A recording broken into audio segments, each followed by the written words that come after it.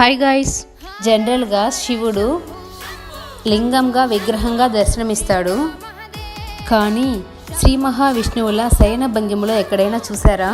శివుడు పార్వతీదేవి ఒడిలో శయనించిన భంగిమలో చూడాలంటే చెన్నై నుంచి 60 కిలోమీటర్ డిస్టెన్స్లో సురుటపల్లి అనే విలేజ్లో శ్రీ పల్లికొండేశ్వర స్వామి టెంపుల్ని దర్శనం చేసుకోవాలి. పల్లికొండడం అంటే తమిళ్లో సతివడిలో శయనించడం అని అర్థం. పరమశివుడు హాలాహల విషాన్ని సేవించినప్పుడు స్పృహ తప్పి పార్వతీదేవుల్లో పడుకున్నట్లుగా ఇక్కడ విగ్రహం ఉంటుంది.